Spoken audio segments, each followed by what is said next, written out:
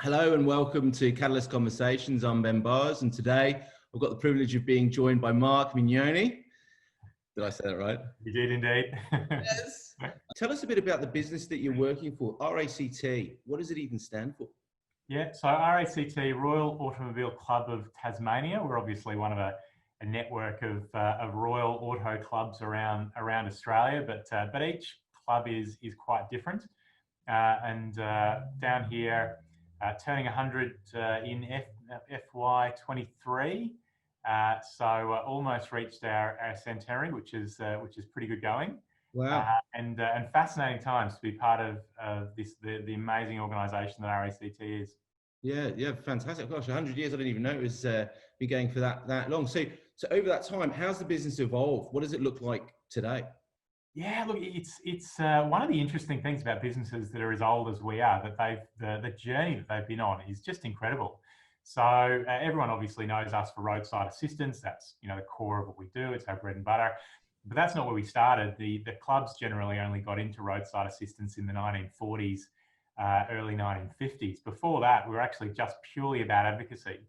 And so one of the first things that RACT was responsible for back in 1923, the laws down here in Tassie actually required that when cars were driving along, someone had to walk in front of them waving red flags so that the horses didn't get scared when the car arrived. One of the first things we were responsible for was advocating for our members to say, look, this is kind of defeating the purpose of having a car in the first place. Let's evolve our laws to suit the modern day. And so advocacy has been an incredibly important part of the organisation ever since then. But we've been involved in a whole range of businesses over that time, and now a completely different organisation from where we started.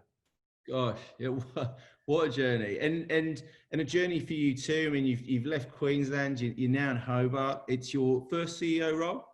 Yeah, first CEO role. First time working in Tassie, and loving both. It's a great opportunity. Fantastic. So what's your brief as CEO coming in? You've been in the role for 6 months. What have they asked you to do? Yeah, look, it's interesting. One of our challenges down here in Tassie is, our members quite rightly expect the same quality of service you're going to get anywhere else in Australia or around the world from an auto club in respect to all of the key products and services that we run. But obviously, we have to provide those on a population base down here of about 500,000 people in a world that is becoming increasingly smaller and smaller as we all digitise. So that's really the core challenge for us. How do we maintain the local intimacy that defines us as an organisation, but at the same time provide services that are equal to the best in the world, because that's what our members deserve and expect. So it's balancing those two things that is the real challenge for our time, and that's what I've been tasked by the board to find a way of navigating through. Yeah, wow. Okay, so I mean, how's it all going with the current climate? Lack of tourism, borders are up. So what are you prioritising, and what challenges are you facing in that climate? Yeah, look, I mean, an incredibly difficult time for all sorts of businesses, but anyone exposed to tourism or hospitality, I mean, that is, those industries are really doing it tough. So down here, a big part of our business, we own probably 3 of the iconic Tasmanian resorts: Freycinet, Cradle Mountain, Strahan Village, and Gordon River Cruises on the beautiful Gordon River over in the west of the state. Amazing places to visit, but obviously incredibly difficult to run those businesses at the moment. So we're closed. We've effectively been closed for the better part of 7-8 weeks now. And although we're just in the process of starting to reopen, we just started taking bookings, which is a great step forward for the business. Incredibly difficult times. It's certainly reassuring that you're starting to see bookings coming through again, which is great news. Are there any particular things that COVID has given you that are positive and that you would like to sustain once COVID's gone? When you're thrown into the midst of crisis, you're suddenly in a working environment you're not used to, and dealing with a whole range of challenges you never had to deal with before. I think it shakes the organisation out of a certain comfort zone and forces it to be a bit more innovative. The challenge for us is how do we how do we keep the best of that spirit, even though obviously we work in a highly regulated environment. So it's about getting the best of both of those things and maintaining that as we go back to more of a business as usual footing. Yeah, right. Wow. So any examples of that innovation coming through that you can share with us?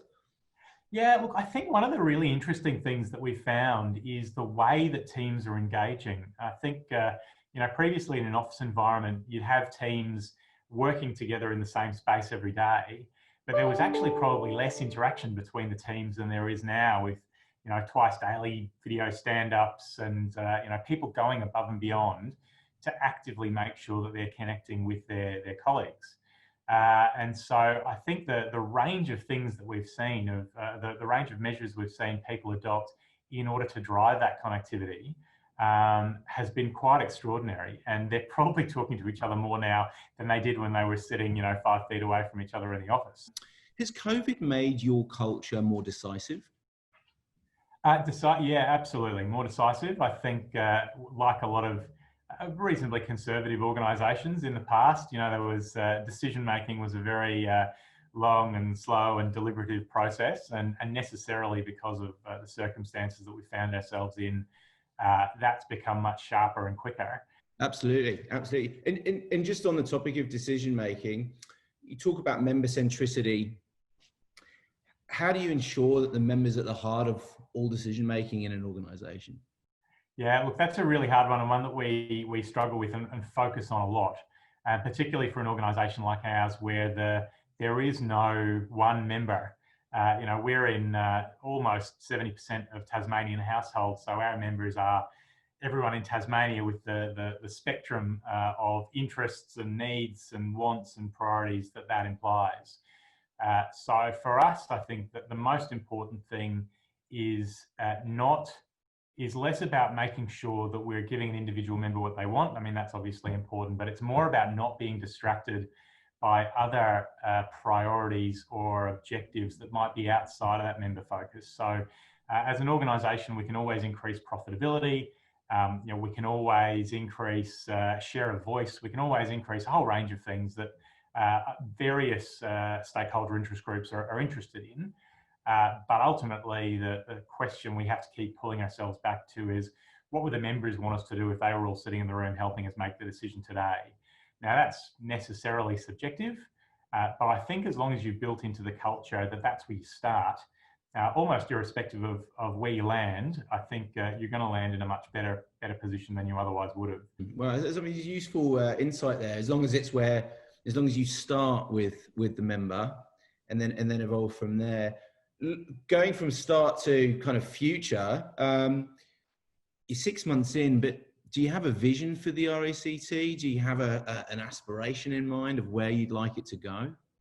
Yeah, look, absolutely. I mean, I think one of the challenges for us as an organisation that is so focused on the car and all things automotive, that's been great for us for the last 100 years. We've effectively ridden the boom of one of the biggest technological changes that the world has ever seen. But if we look into the future, the next 10, 20, 30 years is probably going to see the next biggest change in the way people get from A to B since the invention of the car. So for us, the big thing for our vision of ourselves is we need to move beyond the car. We'll absolutely be about the car for a very long time to come. But more fundamentally, we're actually about mobility and helping people get from A to B, however that might be, whether it's privately owned vehicles, whether it's public transport, whether it's rideshare, whether it's car share, whether it's vehicle as a service. There's a whole range of new models that are coming at us. The most important thing for us is that whatever space we're in, we're actively creating value for our members that is relevant, meaningful, and compelling to them. Because ultimately, as a member-owned organisation, it almost doesn't matter what it is we're doing. We've got a completely open mandate to do anything we like, as long as it's creating value for our members and as long as they see the value in it. So it's a fairly interesting position to be in. You don't find that with a lot of other listed organisations or privately held organisations. They're very focused in a particular thing. We've got a completely open mandate as long as we're creating value for our members. Well, it certainly sounds like it's a broad opportunity in terms of everything that is mobility. Now, Mark, we're pretty much out of time, but there is one question that I have to ask every CEO, which is, if you could travel back in time, so we've moved from driverless cars to time machines now, but if you could travel back in time and visit yourself 6 months ago on day one of this job, what advice would you give yourself? Yeah, look, I think other than investing in hand sanitizer, what I'd probably be advising is, I think that whenever you get into a new role as a CEO, particularly, and 6 months ago I was brand new to the job, I don't think you move quickly enough in changing some of the things that you think you can see that you need to change. So there's a really careful line between acting too fast and precipitously before you really understand the organisation, but acting too slowly. And I think sometimes the risk of acting too slowly is you've got an opportunity when you're first there to drive some change and to nudge the direction of the organisation into a different place. And it's really easy to lose that opportunity. So that's probably the advice that I would give myself 6 months ago. I think you need to be clear about what you want to do, and then you need to get onto it before bushfires and plagues hit us. Yes, I know. It's certainly been a challenging year. But Mark, thank you so much for taking the time and sharing those insights. Really, really fascinating stuff. We wish you and the team all the best. And we'll check in with you down the track and see how you're progressing. Fantastic. Thanks, Ben. Great to have been with you. Cheers, Mark. Cheers.